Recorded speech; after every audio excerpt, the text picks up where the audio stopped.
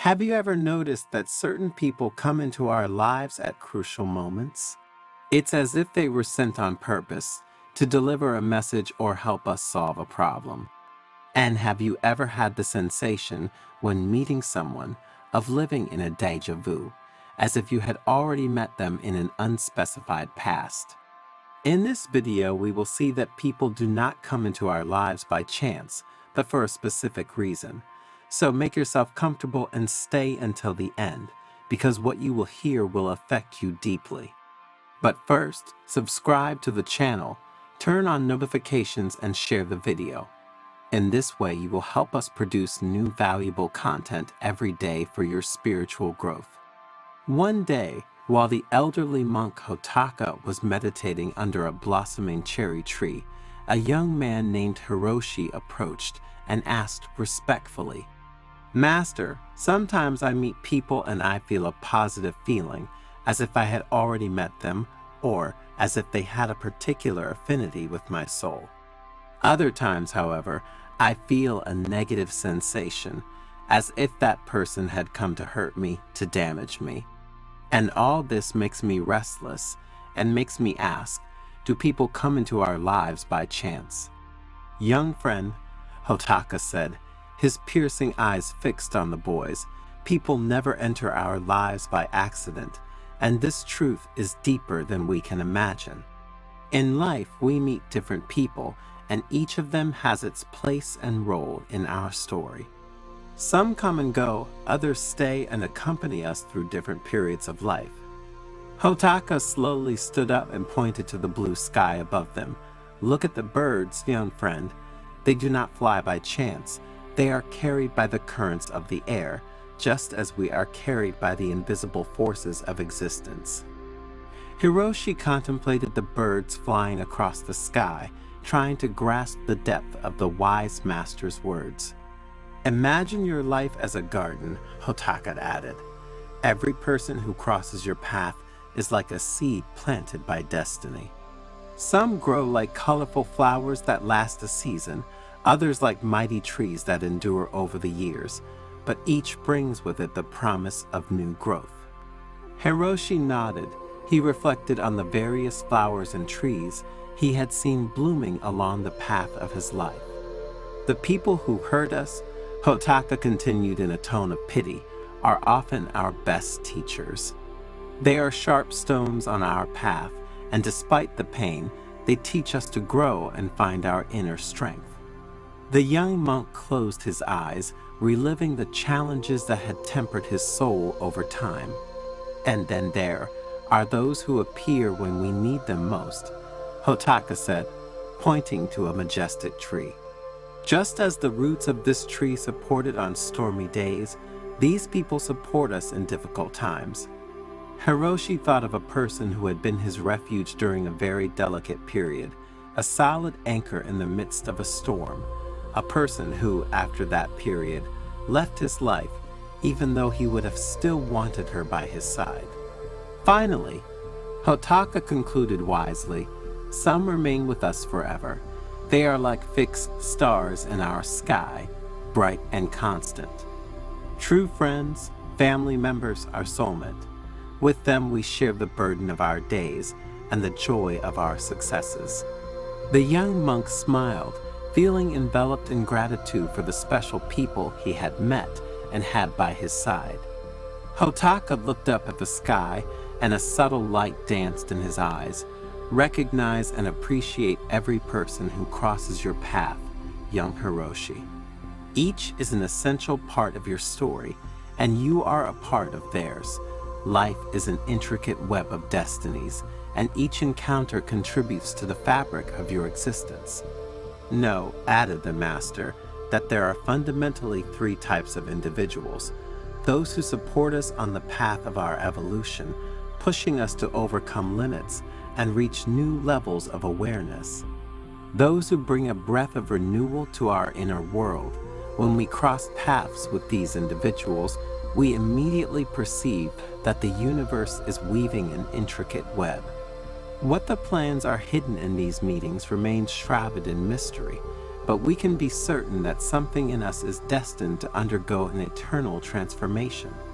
And then there are the individuals who encourage us to continue.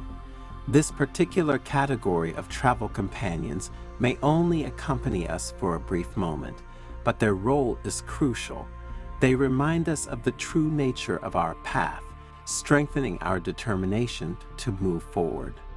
The Master's words helped the young novice who, in the following years, continued to follow the path illuminated by Hotaka's wisdom. Every encounter, be it a casual passerby or a lasting life partner, became for him a precious piece in the mosaic of his existence. Through the challenges and joys, Hiroshi learned that every person, every experience, brought with it a hidden gift, a precious teaching that contributed to his growth and spiritual fulfillment. As time passed, the novice himself became a senior monk with wise eyes and a grateful heart.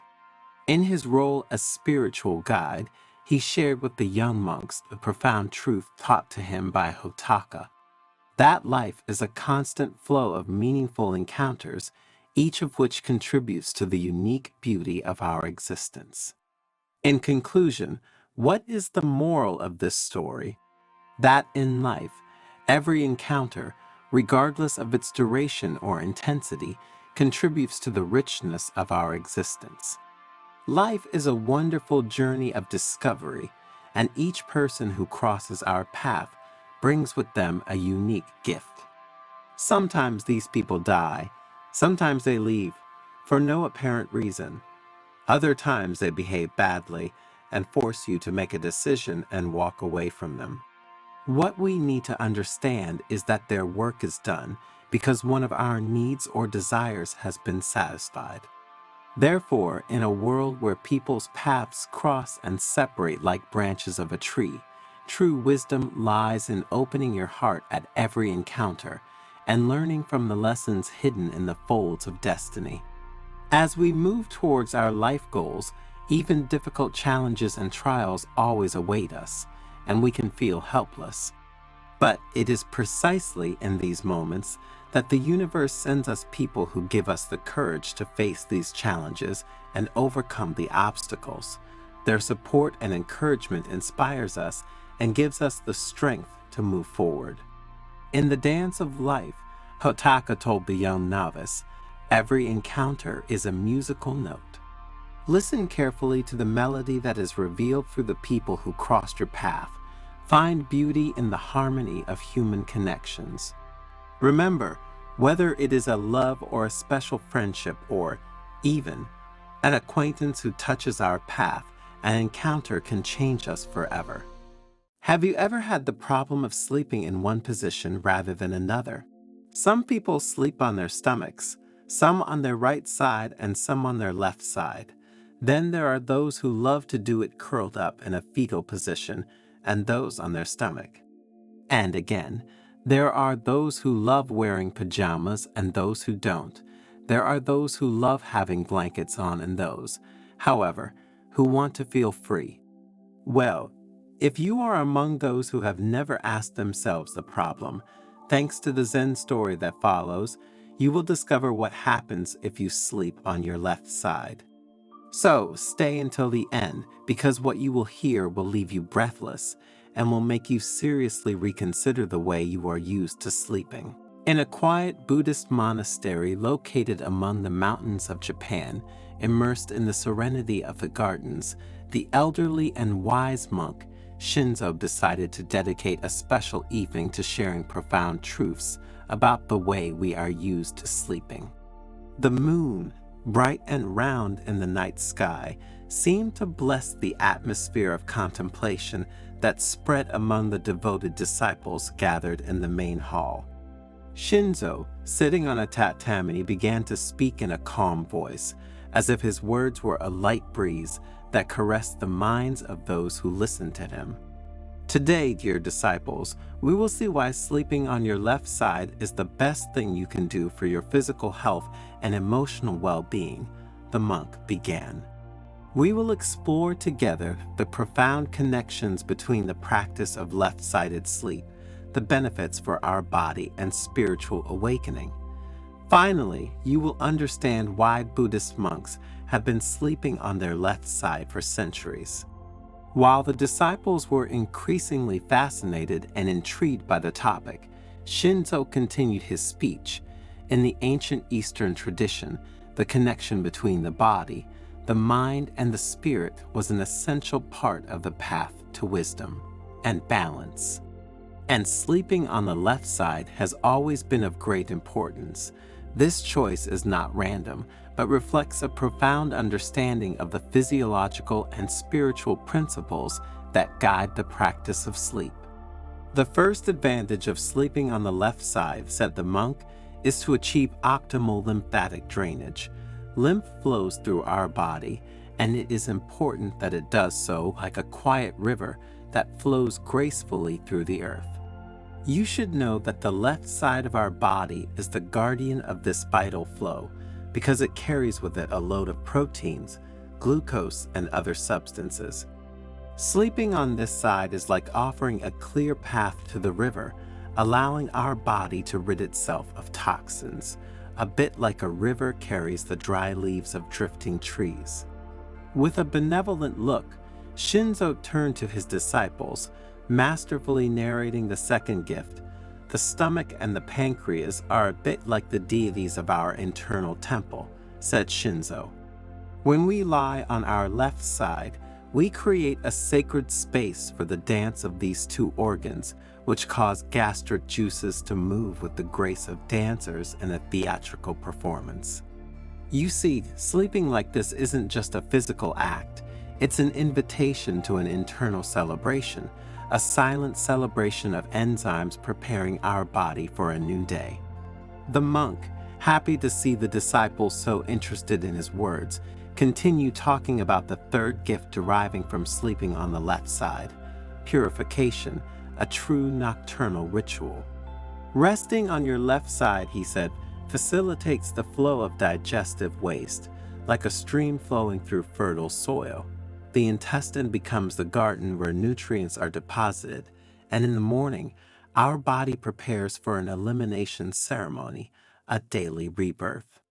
Under the soft light that filled the room, Shinzo elaborated on another benefit of sleeping on the left side, talking about the love of the heart. Our heart is the ruler of our body, he said with a smile. By sleeping on the left side, we offer the heart a perfect backdrop for its work. The aorta, its messenger, starts in a majestic arch towards the left side, like a traveler crossing a bridge, making the journey easier and the blood flow more harmonious. The monk stood up slightly as if dancing along with his tales and continued with the fifth gift. And now, let's talk about the spleen, the devoted handmaiden. This hidden organ, guardian of our life force, finds peace when we lie on our left side. Bodily fluids become messengers of this peace, making their way to the spleen like pilgrims arriving at a secret sanctuary, nourishing and invigorating. And how have you slept until today? Write it in the comments and let's discuss the topic. In the meantime, if you're enjoying the video, leave a like and share it. You will help us produce new content every day for your spiritual growth. With a deep gaze, Shinzo introduced the sixth gift with a touch of poetry. Like nature following the course of the river, sleeping on the left side is an act of connection with gravity, the silent master who guides our journey night. The force of gravity becomes the guardian of the pathways of our lymphatic drainage, a silent companion that accompanies our body through its purification ritual. In resting on the left side, the master continued, we also find balance between body and mind. Sleeping on the left side is not just an act of comfort for the internal organs and for our body in general. Ancient Oriental wisdom teaches us that this way of resting enriches our health and our connection with the internal and external world. It is a true hint to life, which reveals itself in the dreams and quiet of the left side. Sleeping in this way then is not just a rest for the body, but an opportunity for inner awakening and spiritual awakening. While the world lies in deep sleep, we, as practitioners of left-sided conscious sleep, we immerse ourselves in the depths of being.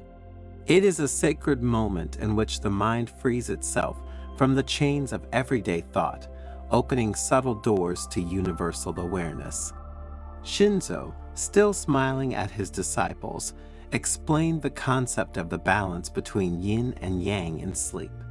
The left side, in its more yin nature, envelops us like an embrace of the night.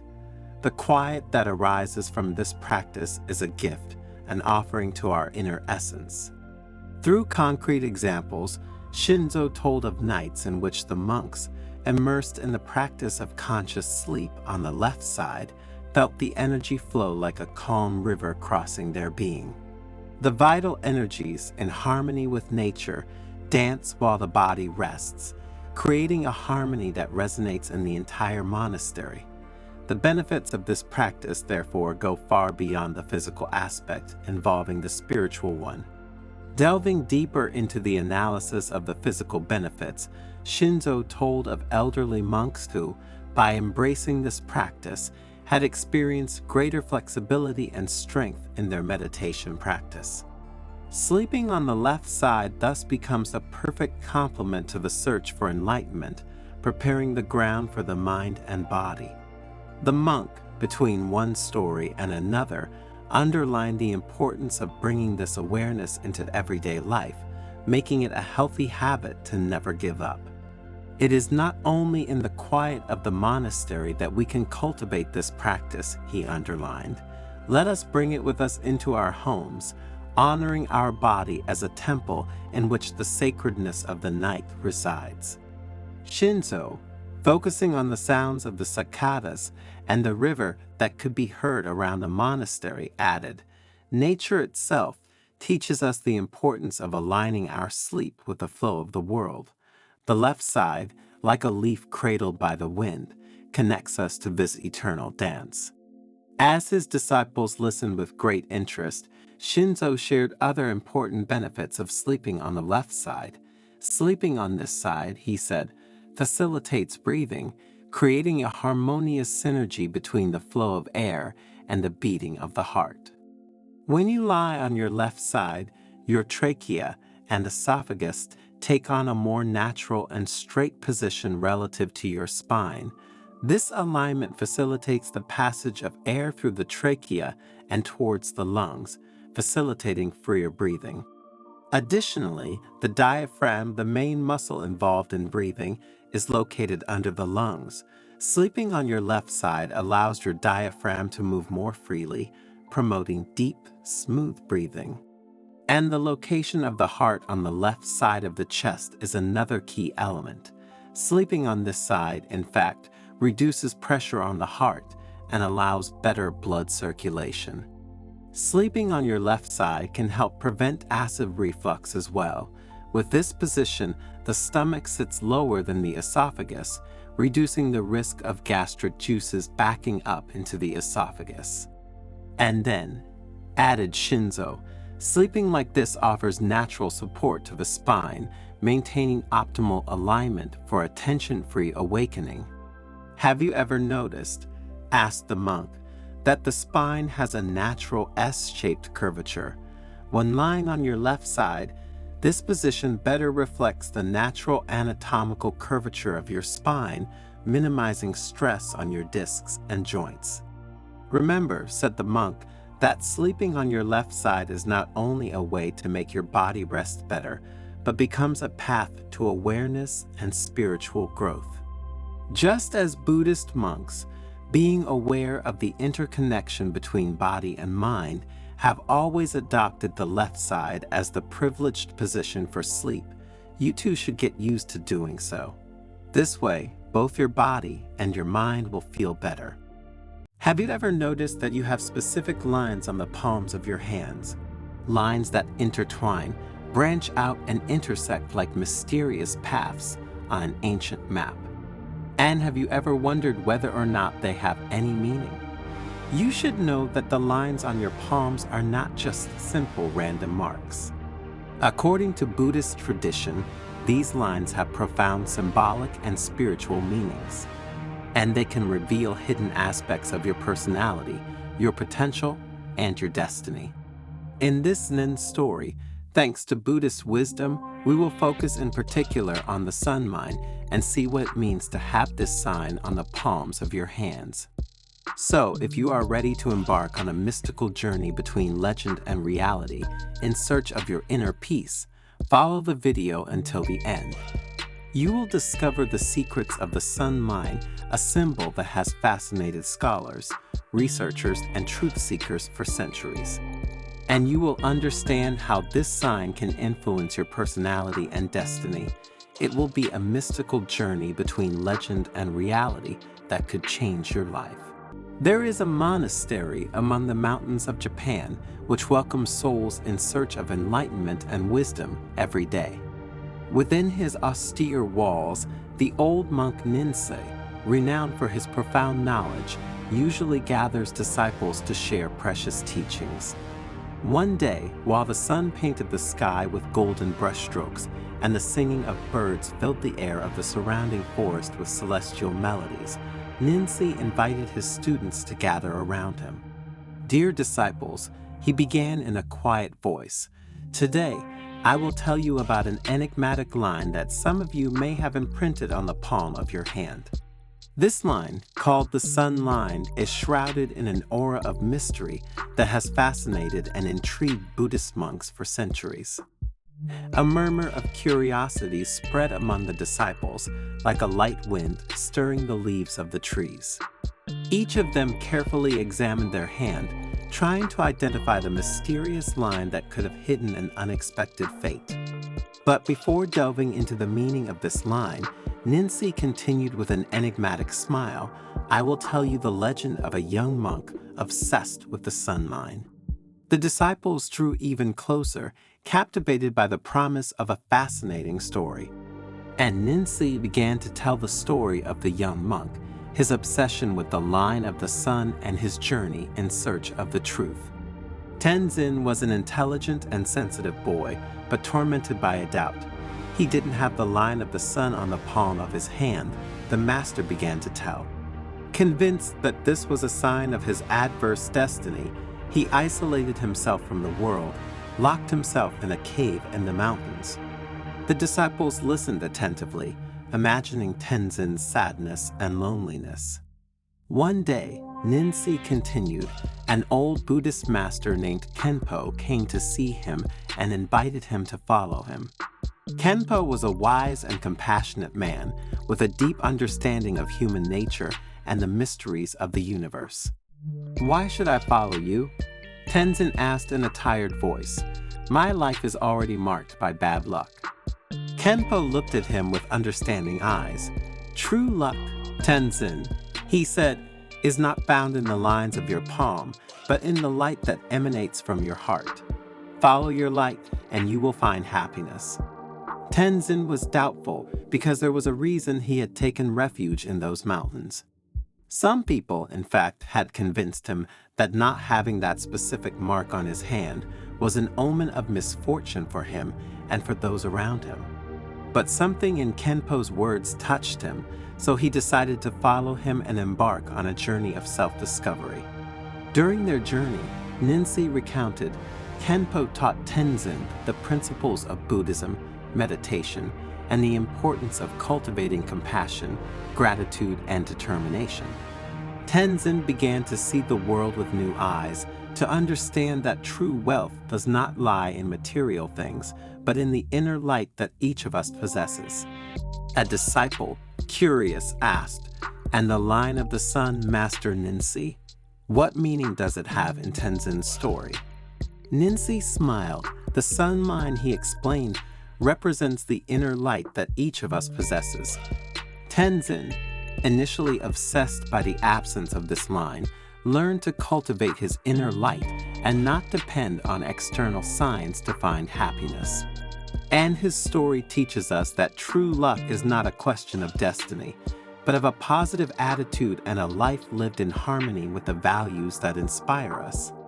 The disciples thought long and hard about Ninsei's words and Tenzin's story. The legend of the sun line had lit a spark in their hearts and a glimmer of hope. The desire grew in them to explore their own inner light and to live a more authentic and meaningful life where there was room for mental well-being. Over the next few days, Ninsi led his disciples in a series of meditations and teachings centered on the sun line. The sun line is often associated with a person's inner light, representing their potential, their creativity, and their ability to shine in the world, Ninsi said. According to those who deal with palmistry, a well-defined and marked line can indicate an individual with great potential to be realized, while, on the contrary, a weak or absent line can suggest a still unexpressed potential or a need to cultivate one's inner light. While the disciples were more and more attracted by the words of their mentor, Ninsi went on to talk about two other aspects traditionally linked to this sign on the hands. The sun line is linked to success in various areas of life, such as career, finance, and personal relationships, he added. A long, straight line can indicate an individual destined for success, while a short or irregular line can suggest obstacles or challenges to overcome to achieve one's goals. However, it is important to remember that success is not just a matter of fate, but also of commitment, determination, and positive choices.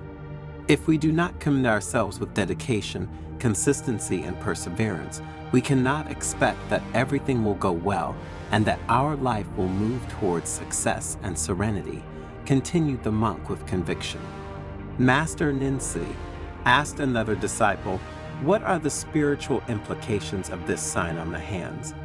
According to the wisdom of older monks, and according to the studies of some palmistry experts, the sun line is associated with spirituality, intuition, and connection with the divine.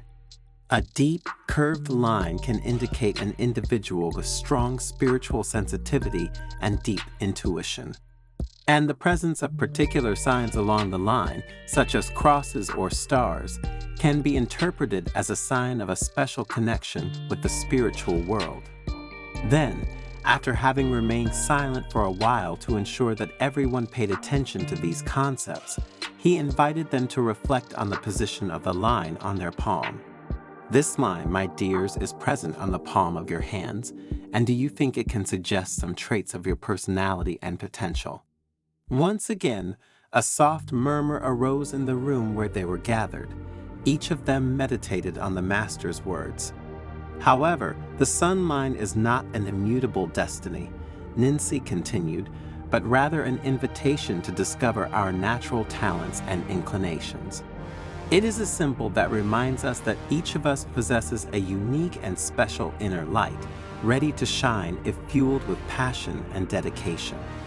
The disciples enthusiastically engaged in the practices proposed by Ninsi, starting to pay more attention to their thoughts.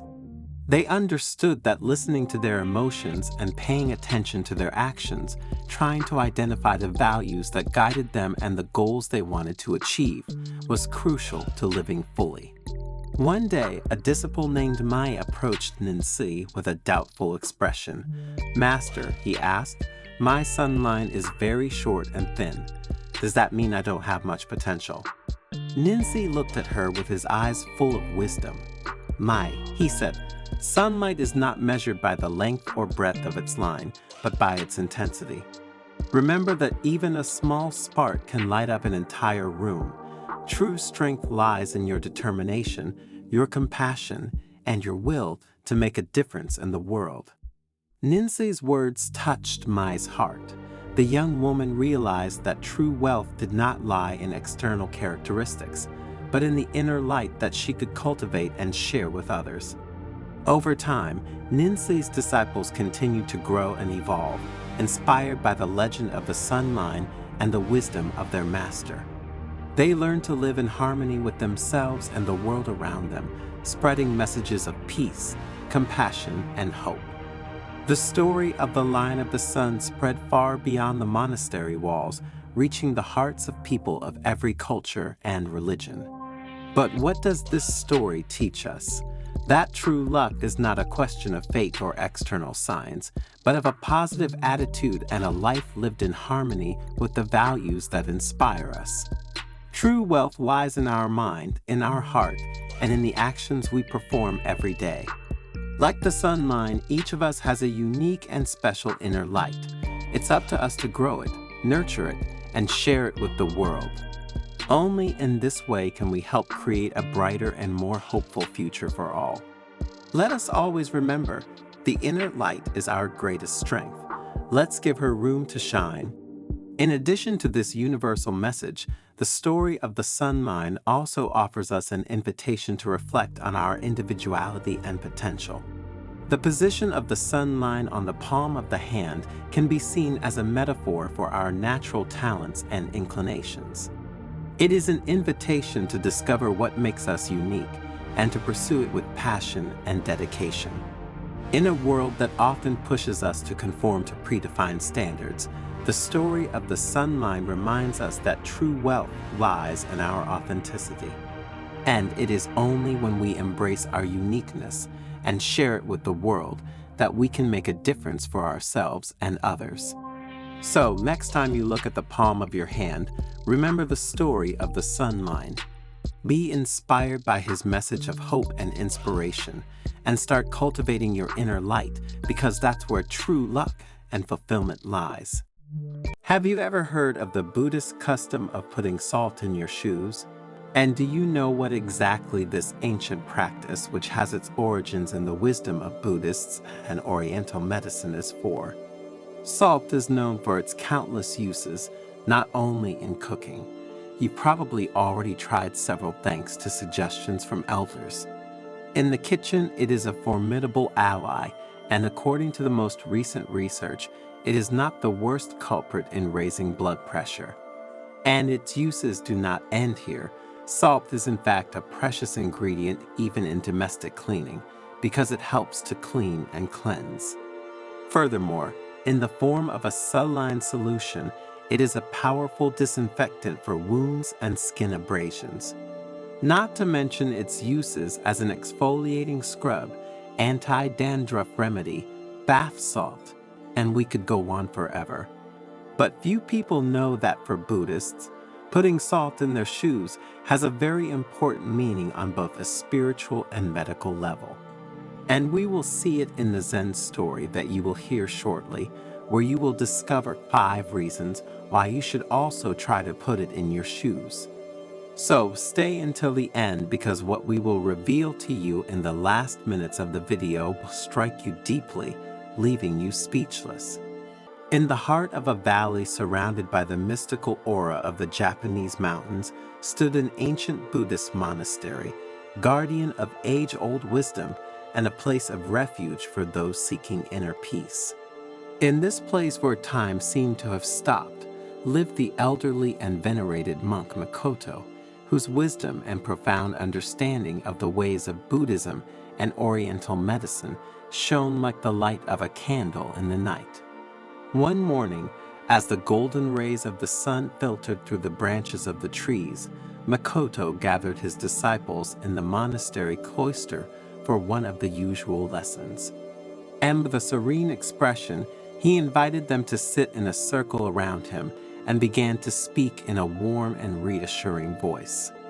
Every step we take on the path of life is a sacred journey, the monk began, a path that leads us to knowledge of ourselves and the universe that surrounds us. And just as when, to face a long and tiring journey, it is necessary to prepare adequately, so also in our earthly existence, we must be ready to face the challenges that await us. The disciples listened, enraptured by their master's words, and when Makoto mentioned the ancient custom of putting salt in shoes, their minds opened to the wonder of a tradition as ancient as it was mysterious. This practice, Makoto continued, has roots that go back to the remotest past, when our ancestors walked through wild and impervious lands. In those distant times, salt was not just a condiment to enrich foods, but a precious commodity, a symbol of purity and protection. The senior monk took a moment's pause, letting the words settle like delicate sand in the minds of his disciples, and then continued, I will now explain to you the 5 main reasons why the practice of putting salt in your shoes is so significant and important for our spiritual path and for our health in general. First, Makoto said, salt has the power to absorb moisture, just as the Buddha absorbed the suffering of the world. When we put salt in our shoes, it helps us keep our steps light and agile. In Buddhist practice, humility is often associated with the heaviness of worries and suffering that we carry with us along the path of life. Just as the weight of water filling our shoes in the rain slows and weighs down our pace, so the worries and tensions of the mind can hinder our progress towards inner peace and enlightenment. Putting salt in your shoes symbolizes the desire to free yourself from this burden, to let go of worries, and to maintain a lightness of spirit despite the challenges encountered along the way. Salt acts as an absorbent of these worries, allowing our steps to remain light and agile as we proceed in our search for inner peace and wisdom. To enhance the meaning of this aspect, Makoto told them the story of an old fisherman who, during a storm, had saved his boat from breaking thanks to a bag of salt that he had thrown on the deck to absorb the water. The second reason to put salt in your shoes, Makoto continued, is that salt has purifying properties. By assimilating impurities, salt purifies our path, freeing it from harmful influences and spiritual obstacles. Putting salt in our shoes, therefore, is a way to protect our mind and spirit from the deceptions and temptations of the outside world. To better explain this idea, the monk shared with his disciples the story of a traveler who, during his journey, had encountered a river infested with evil spirits. Thanks to the salt in his shoes, he was able to cross the river unscathed, protecting his mind and spirit from negative influences. The third reason, Makoto continued, is that salt helps us maintain balance. Just as the mountains that surround us are symbols of stability and strength, putting salt in our shoes also helps us to root ourselves in the earth and to remain steadfast in the face of the storms of life. The mountains surrounding the monastery represent the image of stability and strength, said the monk. Just as these towering rock formations remain steadfast even in the face of the most violent storms, so we too must learn to maintain our inner stability as we face life's challenges. And putting salt in your shoes symbolizes this balance. The salt, in fact, acts as an anchor for our steps, stabilizing them and preventing unwanted falls along our path. When we walk with salted shoes, we feel more solid and rooted to the ground, as if we have a deep connection with the earth itself. This balance not only affects the body, but also the mind and spirit. Therefore, following this practice is an invitation to find the right balance between the different dimensions of our existence.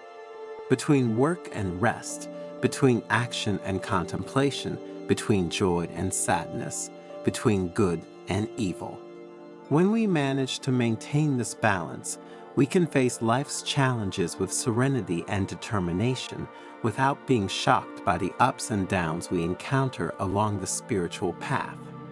To make the concept clearer, Makoto told them the story of a young monk who, during a meditation on the banks of a stormy mountain stream, had found perfect balance thanks to the salt he brought with him.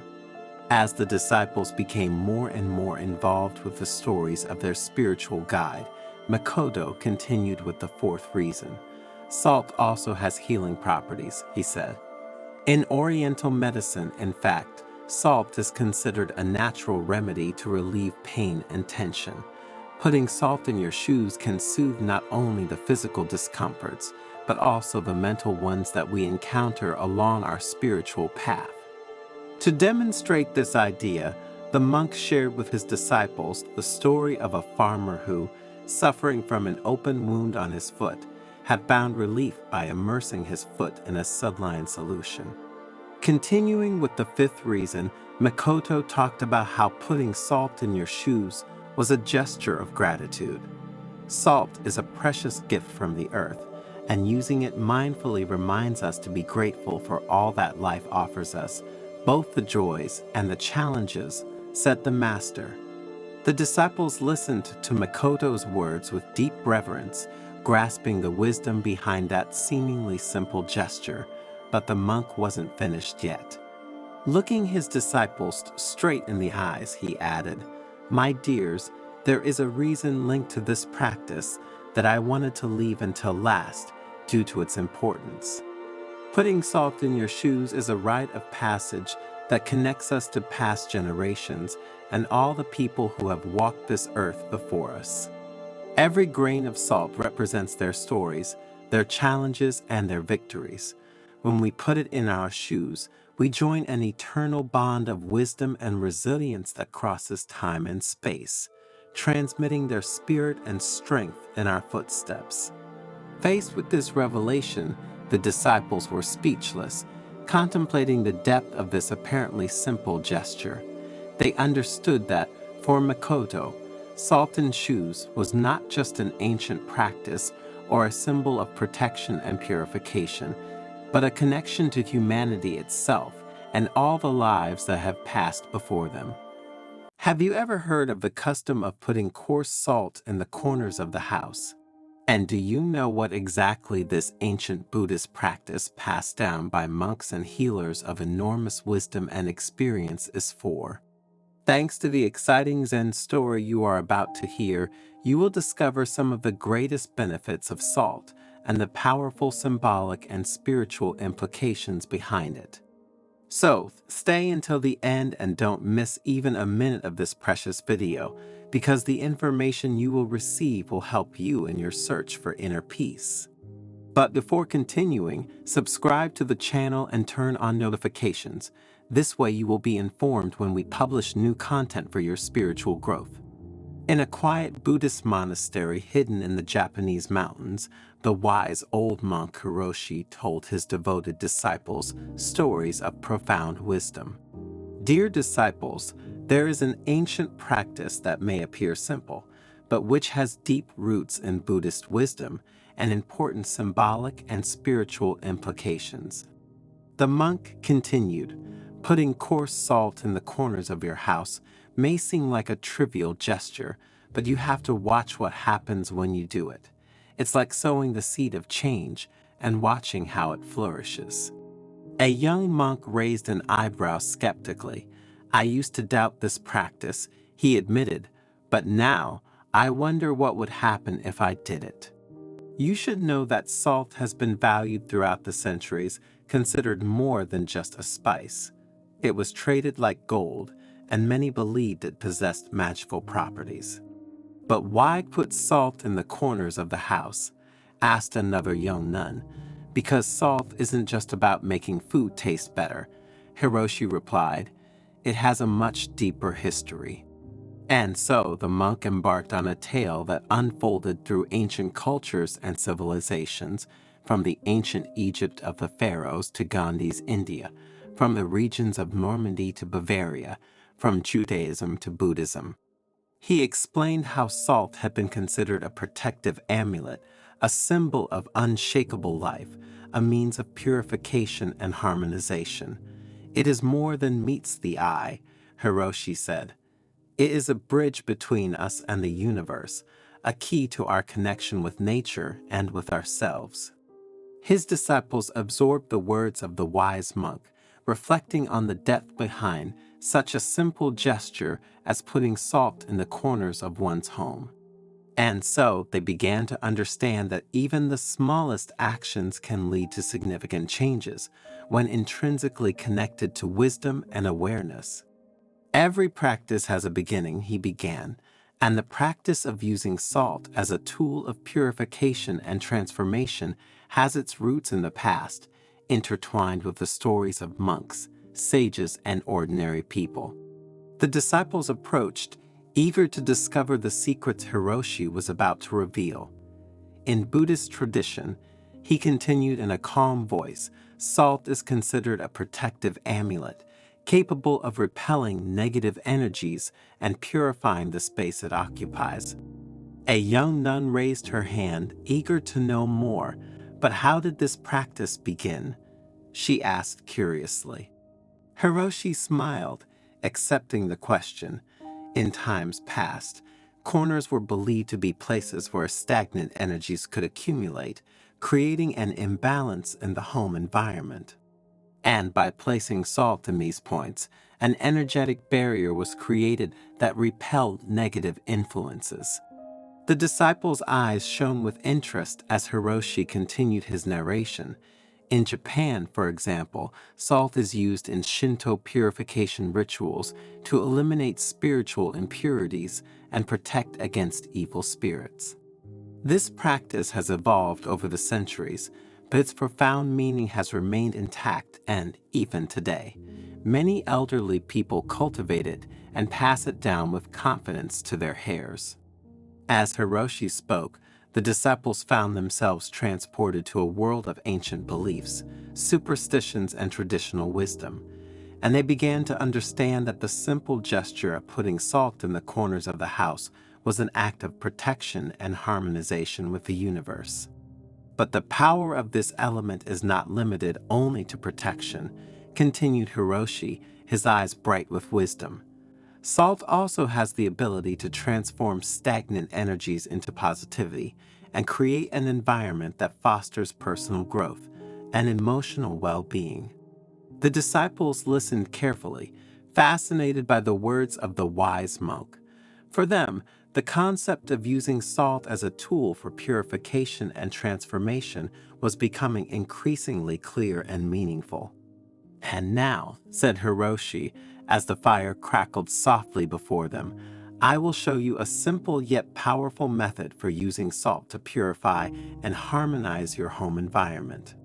With an air of expectation, the disciples gathered even closer, ready to learn the master's secrets, because they knew that even though salt might seem like a common thing, its power was profound and transformative. And Hiroshi was ready to lead them on a journey of discovery through the ancient practices involving this humble yet powerful element. First of all, continued the elderly monk, we must understand the role of salt in our daily lives and its connection to the energies that surround us. Salt has been precious throughout the ages, Hiroshi continued, not only for its culinary value, but also for its physical and symbolic properties.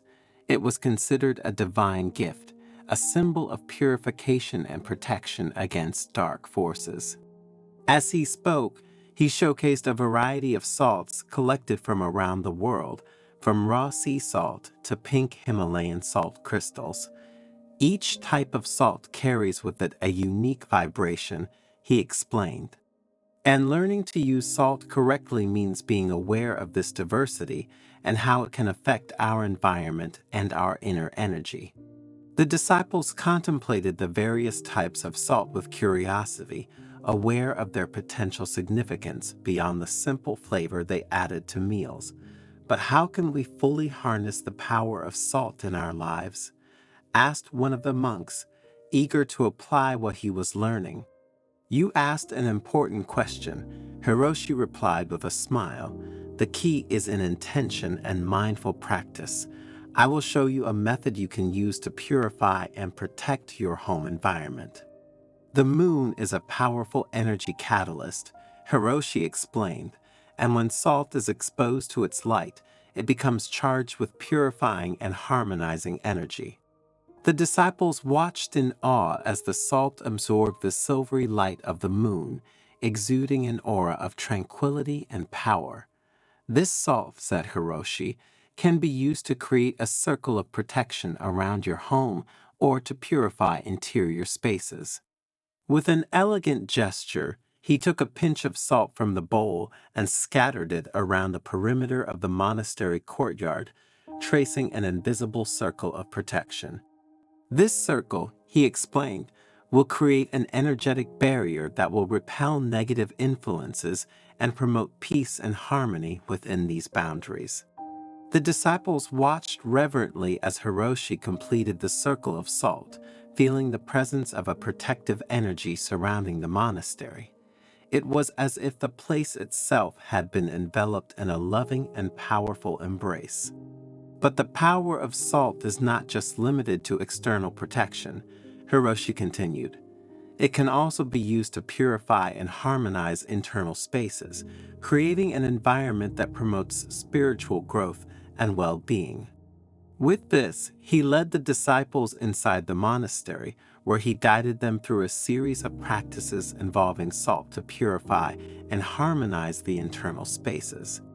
Each gesture was performed with awareness and intention, as the disciples learned to connect with the power of salt and use it to transform the energies around them. Have you ever noticed how humidity can accumulate on the walls of your home, especially in certain areas? Hiroshi asked, scanning the expressions of all the people present. Everyone nodded in agreement, recalling times when they had observed this phenomenon in their homes. Placing salt in those spots can be extremely helpful, Hiroshi continued. Salt, in fact, has the ability to absorb humidity from the surrounding air, thus helping to prevent the formation of mold and safeguard our health. But that's not all, he said with a smile that suggested a new revelation. Salt can also be an ally in the fight against bad odors in domestic environments. Placing small bowls of salt in strategic locations around the home, such as the kitchen or bathroom, can help absorb and neutralize bad odors, Hiroshi explained.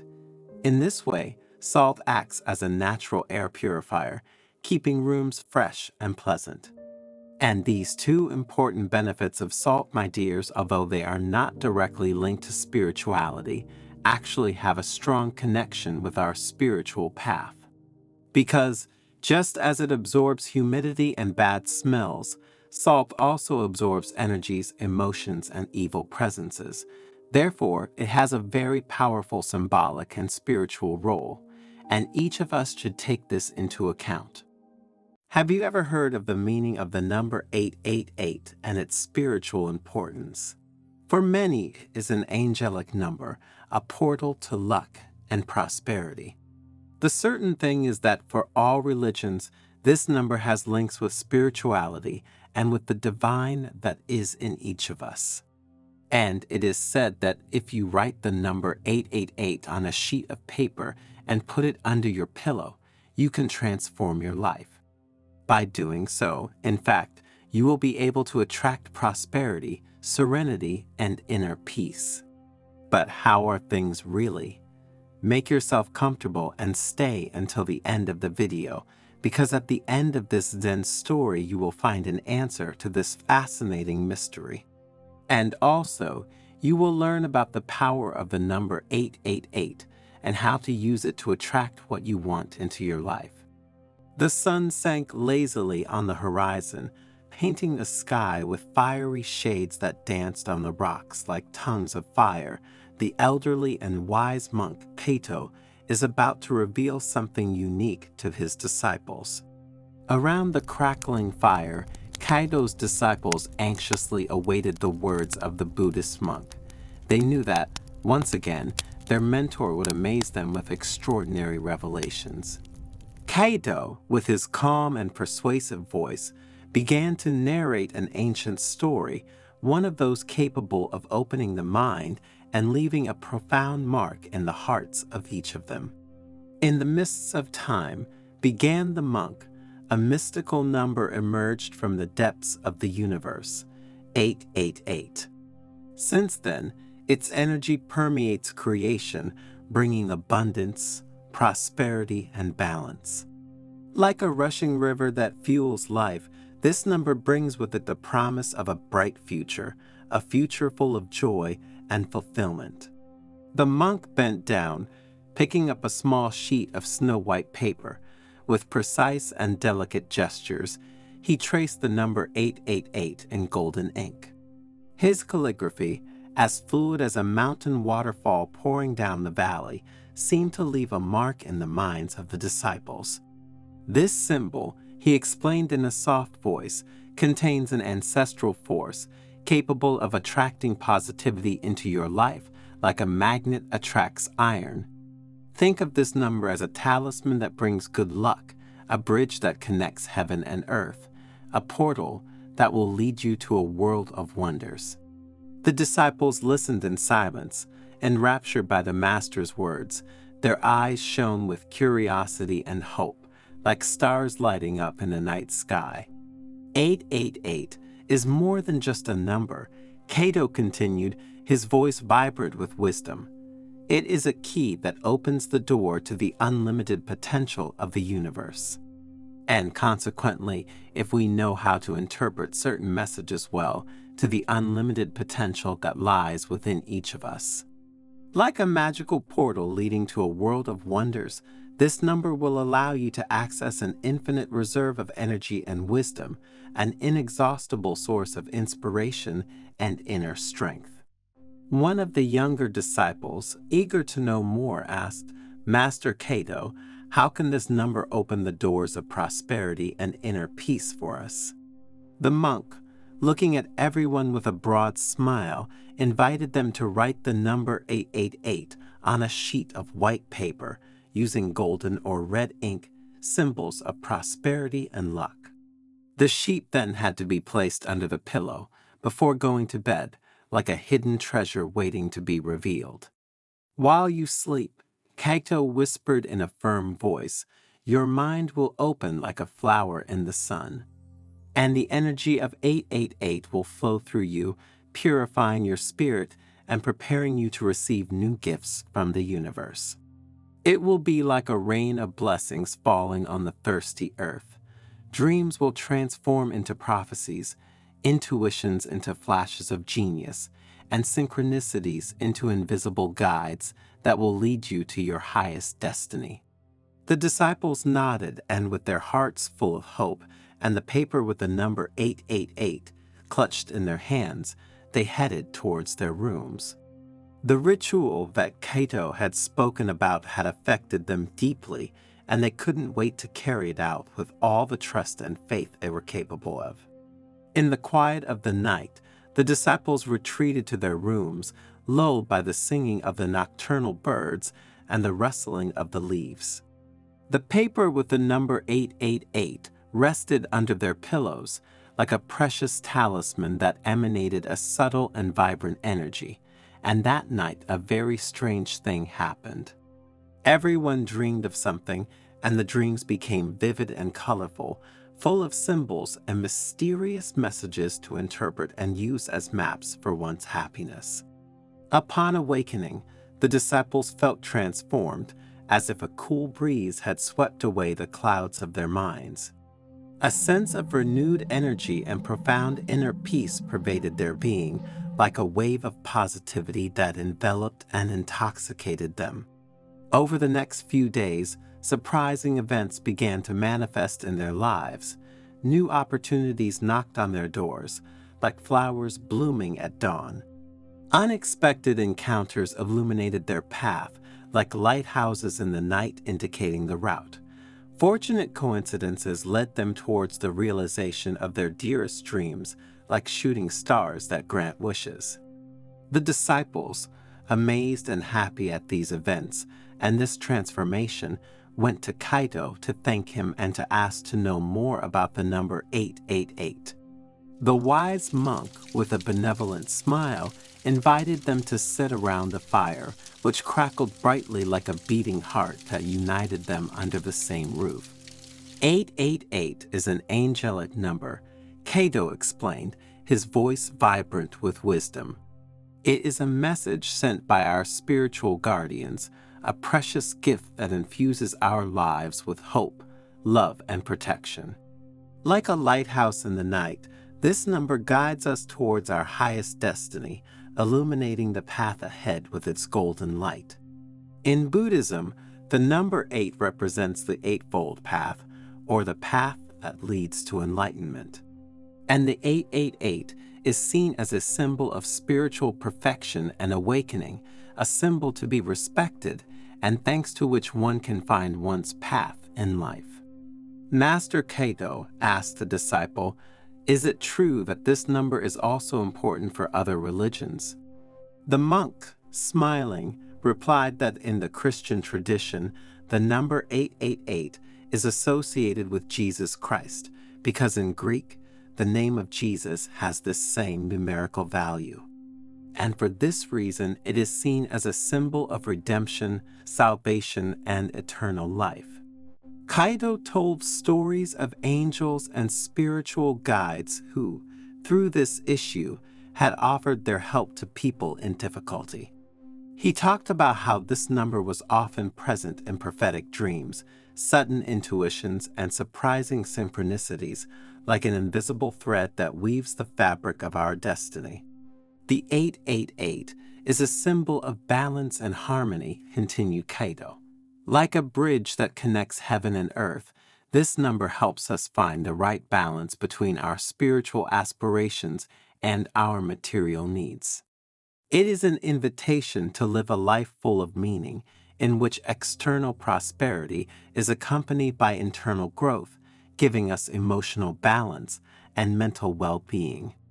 While the disciples listened with great interest, and their hearts were grateful to their mentor for the wisdom he imparted to them, the monk taught them how to meditate on the number 888. Thinking about this number, my dears, visualize how a golden light flows through your body and purifies your soul. And pay attention to the signs and synchronicities that manifest themselves in your life, recognizing them as messages from the universe that guide you towards your destiny. The disciples, with hearts full of gratitude, from that day continued to constantly practice the ritual of the number 888 and meditate on it. Their life turned into a journey of discovery and joy, where every day was a new chapter in a wonderful story. The numbers danced before their eyes like notes of celestial music that invited them to follow the rhythm of the universe. And their lives, despite the challenges and tests to which they were subjected, continued in the name of trust, faith, and perseverance. Challenges are like stones that help us build the path of our life, Kaido had told him during his lessons. Do not be afraid of falling, because it is only by falling that you learn to get up. The 888 is with you. You just need to open your heart to feel its energy. The most difficult test was for Akiko, a young disciple with a pure heart and a kind soul. A sudden fire destroyed her house, leaving her with nothing. Akiko was disheartened and cried desperately, believing that the universe had abandoned her to her fate. Kaido took her hand and led her to the top of a hill overlooking the valley. The sun was rising, painting the sky in shades of pink and orange.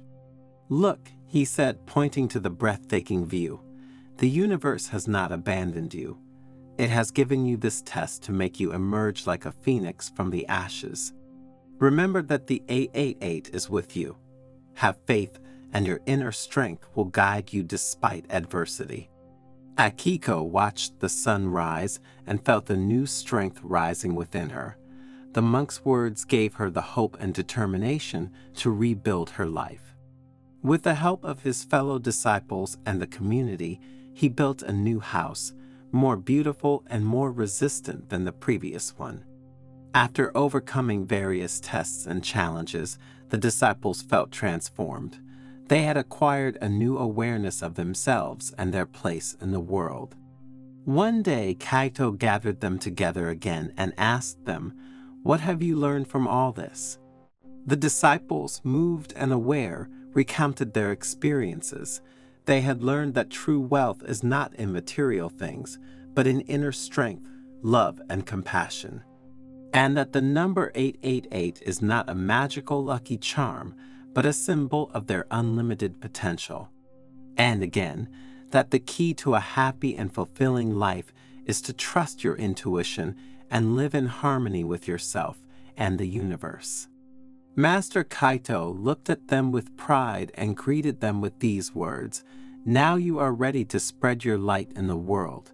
Use your wisdom to help others and to create a better world." Do you often wake up between 3 and 5 in the morning? And have you ever felt a feeling of uneasiness or curiosity when this happens? In this video, thanks to a Zen story, we will see what it means to wake up recurrently at these times.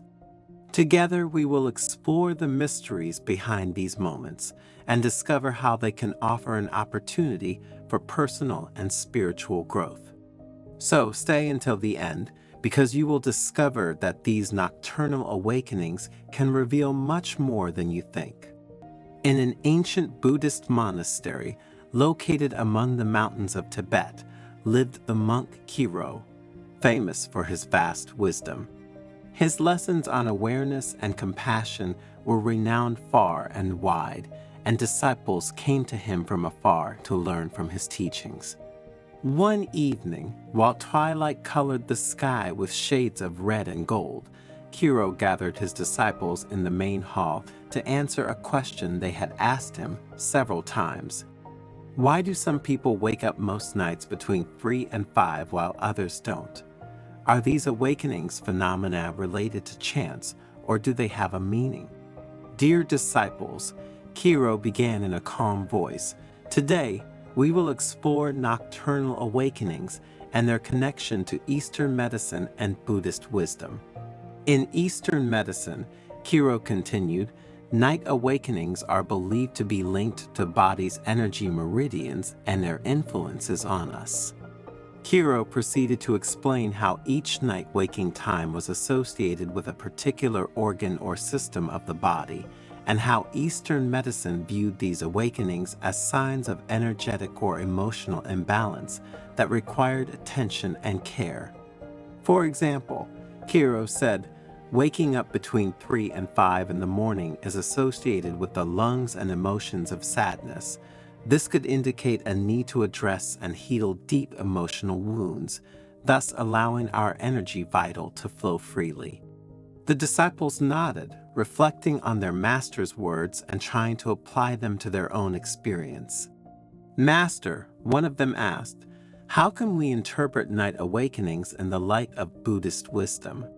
Kiro smiled, recognizing his student's deep curiosity.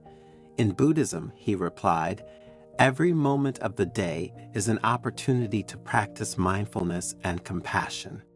Nighttime awakenings offer us a unique window to explore our mental and emotional states without the distractions we have during the day. Kiro shared stories of ancient Buddhist masters who, through meditation and contemplation, had transformed their nocturnal awakenings into opportunities to deepen their understanding of the human mind and soul. The Buddha taught that waking up at night can be seen as an invitation to develop awareness and kindness towards ourselves and others, Kiro said. It is a time to embrace our experiences without judgment, thus allowing inner wisdom to emerge and move us forward along our path of spiritual rebirth.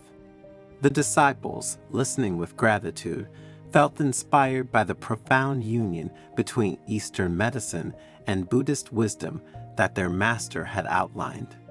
Remember, Kiro added, that every waking night is an opportunity to grow, learn, and connect with the deepest part of ourselves. Be grateful for these moments of awareness, for they are precious gifts on the path to spiritual fulfillment. But now let's see in more detail which areas of life are affected by nocturnal awakenings, so that you can better analyze yourself and others. Stress and anxiety accumulated during the day can manifest themselves in waking up at night between 3 and 5 in the morning. This is because during these hours, the human body is naturally predisposed to release peaks of cortisol, the stress hormone. If these levels are already high due to daily worries, you are likely to experience nocturnal awakenings, and in these cases, practices like meditation, deep breathing, and muscle relaxation can help reduce stress and promote deeper sleep. My suggestion, therefore, is to get used to meditating for at least 10 minutes before going to bed. This way you will prepare yourself to sleep more peacefully. Awakenings at these particular hours of the night are associated with the lungs in Chinese medicine and with sadness according to Eastern psychology. This may indicate the presence of repressed or unprocessed emotions, such as grief, loss, or loneliness. Facing and accepting these emotions is fundamental to inner healing. Practicing mindfulness and exploring emotions through writing or therapy can help you understand and integrate these emotional experiences. If you have suffered negative experiences of this type, I recommend you work on yourself in order to process them and find inner peace and emotional balance. Looking into the eyes of his disciples, Hero continued his lesson. In the Eastern spiritual tradition, the early hours of the morning are considered a privileged time for connection with the divine and for spiritual practice. During this period of tranquility and silence, it is easier to get lost in meditation, prayer, or deep contemplation. Consider that many people wake up at these hours precisely because their deepest self needs to connect with the divine. And many practitioners, however, find that waking up specifically between 3 and 5 in the morning is an opportunity to experience greater spiritual presence and awareness, opening the door to new insights and spiritual realizations. These nocturnal awakenings, Hero continued, can also be interpreted as signs of a process of inner transformation and personal growth. During these hours, the subconscious may be more active, bringing hidden emotions, thoughts, and desires to the surface. This can be a time to deeply explore your psyche and to identify what changes or transformations are necessary to live a more authentic and meaningful life.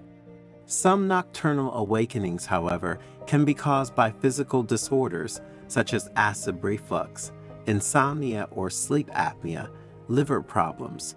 These disorders can interrupt sleep and cause frequent awakenings during these hours.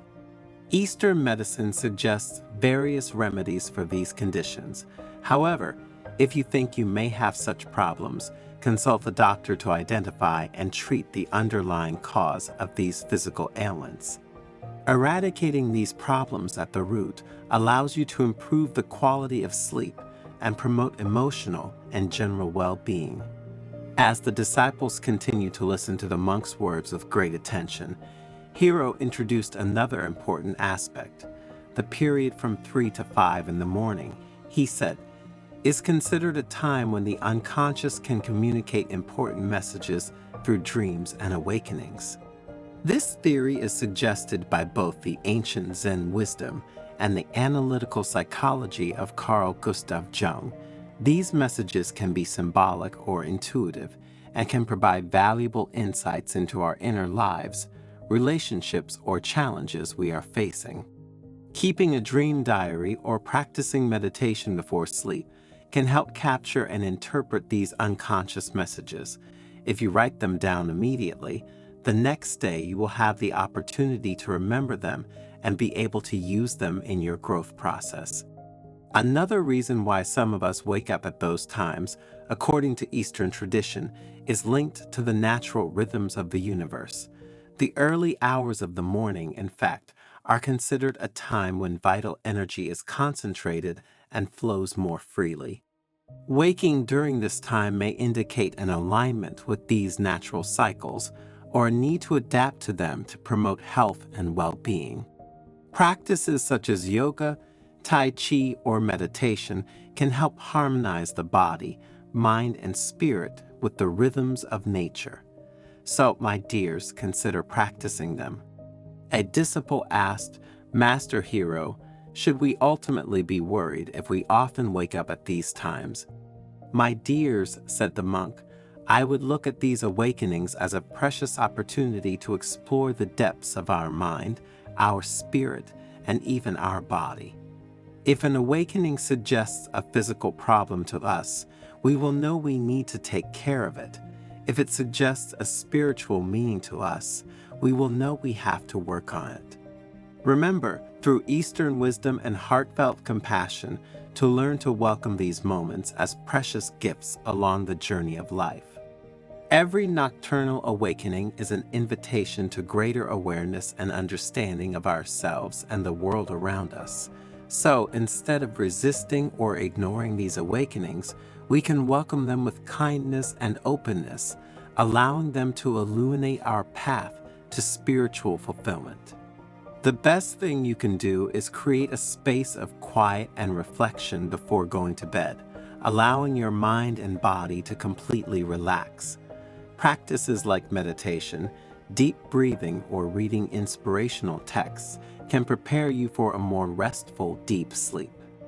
And when you wake up between 3 and 5 in the morning, take this phenomenon as an opportunity to explore your inner self and connect with your deepest essence. Have you ever wanted to help someone even though they didn't explicitly ask you to? And how did it go? And have you ever wondered if your good intentions could, in fact, have caused a negative ripple effect that you weren't aware of? In the Zen story you are about to hear, we will see that not helping others, unless they ask you, is best for them and for yourself. So stay until the end, because what you discover thanks to Buddhist wisdom could change the way you see the world of human relationships. In essence, you will see how helping those who do not want to be helped can have negative repercussions on your life and theirs, and you will discover how your karma will be affected. In a quiet Buddhist monastery, surrounded by lush gardens and ancient trees, the old and sagacious monk Norio gathered his disciples to talk about a topic very close to everyone's hearts. His curiosity was palpable and his eyes were fixed on Norio.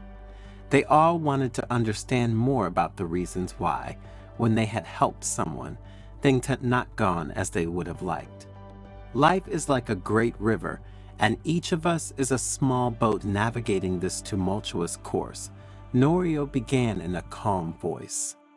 Often we tend to jump into that current, trying to steer other people's boats without waiting to be asked. To make the metaphor he had just used understand, Norio shared a story passed down through the centuries. He spoke of a young monk eager to help a companion in difficulty without being asked. The monk's intervention, although well-intentioned, caused a succession of unexpected events, creating an intricate labyrinth of challenges, even dramatic, for both. You should know, Norio continued, that suffering is a necessary lesson in our spiritual growth. Each individual, like a jewel, is shaped by the pressures of life and the challenges they face. But when we intervene without being called, we rob them of the opportunity to learn, grow, and train. To further clarify his lesson, Norio spoke of two friends, Shoin and Masu, who had shared joys and sorrows since their school days.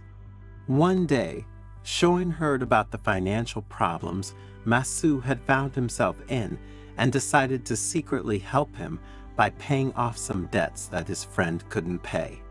His intentions, said the master, were naturally good. However, Shoin's gesture had unexpected and disastrous consequences. Masu, although grateful to his friend for the unsolicited help, was deprived of the opportunity to resolve the situation in his own way. Additionally, he noted that Shoin had discovered some details about his personal life that he would have preferred to keep confidential. On the one hand, this led Masu to feel an emotional detachment from his friend. On the other hand, Shoin began to feel a growing strain on the friendship. He felt that his act of kindness had not produced the relief he had hoped for, but had instead generated a sense of shame and a change in the dynamic of the friendship itself. In short, unsolicited help had created discord and confusion, demonstrating how, in life, even good deeds can have unexpected consequences. What we often don't understand is that each individual is at the mercy of their own karma, Norio explained, and every action we take, good or bad, comes back to us like an echo. When we help without being asked to do so, we upset the delicate balance of another person's karma and paradoxically, harm our own as well. The old monk told other stories, such as that of a young man who, eager to solve the problems of a dear friend without her having asked him, found himself involved in a series of endless difficulties and misadventures. If you enter a labyrinth that is not yours but someone else's without being asked, Norio continued, you could set off a chain reaction of events, creating an intricate web of karmic connections. And your gesture of friendship, no matter how absurd it may seem, could end up doing more harm to the friend in question and to yourself. Imagine wanting to cure someone without asking them if they are willing to give up the things that made them sick. Norio said, suffering is often caused by past actions, and our intervention could alter the natural course of learning that the individual should ultimately experience. Norio then went on to talk about Buddha's teachings, highlighting how even he himself had resisted the temptation to intervene without request. Buddha, the monk explained, had understood the sacredness of the individual learning process and how the karma of each being must be respected. Suffering is a very severe but precious teacher, Norio continued, using other everyday examples to better illustrate the concept. He spoke of the many moments when, seeing a friend or family member in difficulty, empathy pushed him to offer help, and how instead, Buddha taught the wisdom of waiting for the person themselves to ask for help. Suffering is almost always the result of past actions, and karma is the supreme law that governs the universe, Norio said. When we intervene unsolicited, we enter a karmic vortex that can drag us into other people's problems, with unpredictable consequences for both of us. Remember, suffering is like a teacher who guides us along the path of spiritual growth, said Norio. To interfere with this process is to deprive others of the wisdom that only suffering itself can teach. Norio told other stories about daily life at the monastery, showing how the monks applied these teachings in daily practice. Dozens of monks I have trained, he added, became wiser and more self-confident men precisely because I avoided intervening directly in their problems. By resisting the temptation to intervene to solve certain problems, I allowed them to face their own challenges and learn the lessons that karma had in store for them. Every action we take is like throwing a stone into a pond, Norio said, using a metaphor to clarify the concept. The ripples spread and return to us. When we help without asking, we not only influence the karma of others, but we create ripples that can impact our own lives. In conclusion, what do we understand from this story, and how can you help us? The moral we can draw from this story is a reminder of the wisdom of discerning when to reach out and when to wait. Karma, like an unbroken river, carries our actions with it, and the way we offer our help can alter the very structure of destiny. Before reaching out to help someone, we must reflect on what they really need, Norio admonished. Not everyone seeks advice. Sometimes they just need a listening ear and an understanding heart. Therefore, let us always remember to respect the sacredness of the individual path of each human being. Help should never be an impulsive act, but rather a conscious gesture, respectful of free will, and the path of personal and spiritual growth of others and ourselves. Life is an intricate web of lessons and opportunities for growth. When we offer our help without being called, we can deprive others of the precious opportunity to learn about themselves. Wisdom lies in recognizing that sometimes the best lesson is the one learned through one's own effort and experience. Therefore, let our help be a beacon of light, offered when requested with awareness and respect, rather than a chain of unexpected events.